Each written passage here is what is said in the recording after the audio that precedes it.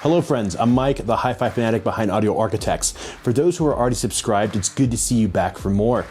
If you're a first timer and you're into CD players, speakers, amplifiers, DACs, subwoofers, good music, basically all things audio, you're totally in the right place. It would be best if you stuck around for just a bit because I am traveling back in time to 2005 when Sony BMG tried to put a virus on your computer and got caught.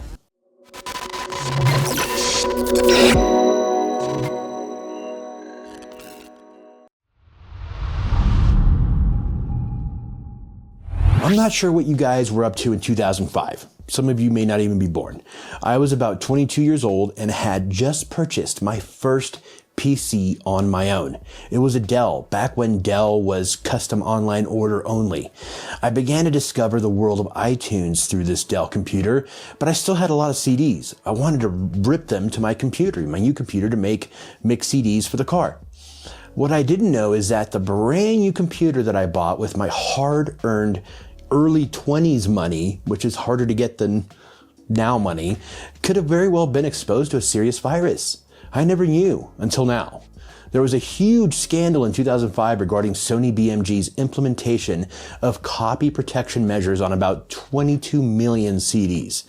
When inserted into a computer, the CDs installed one of two pieces of software that provided a form of digital rights management by modifying the operating system to interfere with CD ripping.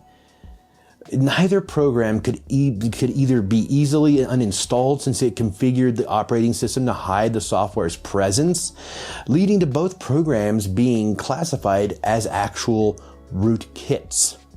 What's a rootkit? A rootkit is software, typically malicious, designed to enable access to a computer or an area of its software that is not otherwise allowed. These programs created vulnerabilities that were abused by unrelated malware, any random virus out there. One of the purposes of the program would be to report back with details on the user's private listening habits, even if the user refused its end user license agreement, while the other was not mentioned in the license agreement at all. Why am I just hearing about this now? In 2022. Long time later. How did Sony BMG sweep this under the rug so good? Granted, these were times when social media was in its infancy and nobody really ever watched the news. How many CDs did I just rip into my hard drive right now today that could have been riding dirty? Sony BMG initially denied that the rootkits were unsafe.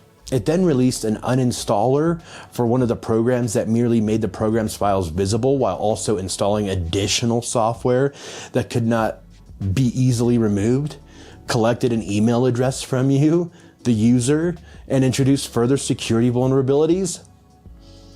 Come on. It's like they doubled down on their reprehensible behavior. Now, all this began in the year 2000 when Napster and illegal downloading were at their prime and introduced into the ecosystem of music consumption. Of course, downloading files illegally began to hemorrhage money from not only artists, but all record labels, including Sony BMG. At the time, Senior Vice President of Sony Pictures, Steve Heckler, dropped a serious Easter egg at the America's Conference on Information Systems, what would later become the events that actually happened in 2005. Heckler said, "The industry will take whatever steps it needs to protect itself and protect its revenue streams. It will not lose that revenue stream, no matter what. Sony is going to take aggressive steps to stop this.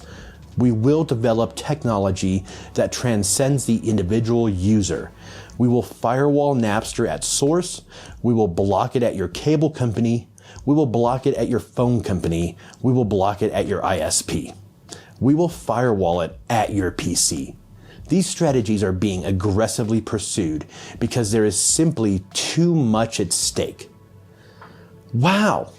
So this guy pretty much said, the hell with your privacy and personal rights. We're going to destroy you if you download our music without paying for it.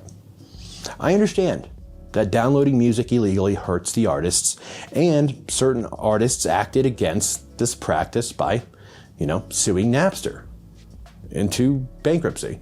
However, back then, this is how people were discovering new music. It was kind of like our Spotify of the early 2000s. I couldn't tell you how many songs I heard that were downloaded like this that I fell in love with, and then later on purchased the CD and gave the rights to the artists. Lose Yourself by Eminem was one of these songs, an iconic song that I discovered by downloading it from LimeWire, which was Napster's brief successor. Okay, so back to Sony's disingenuous behavior.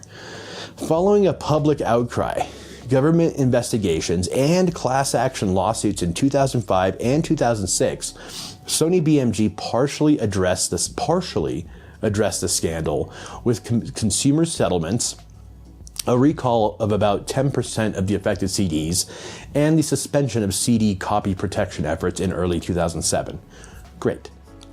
So they fixed the issue after CD sales were already tanking and nosediving anyways, and streaming was making its way into your brand new iPhone. How dirty is that? Wait, it gets much better, guys.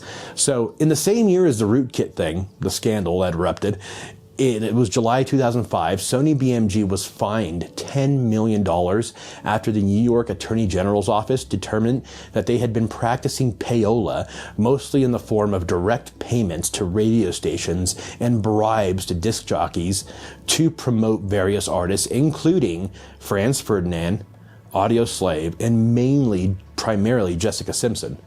Epic Records, one of their labels, was actually specifically cited for using fake contests in order to hide the fact that the gifts were going to disc jockeys rather than the listeners. This is incredible. Sony is kind of a big deal in our industry of music and hi-fi gear, guys.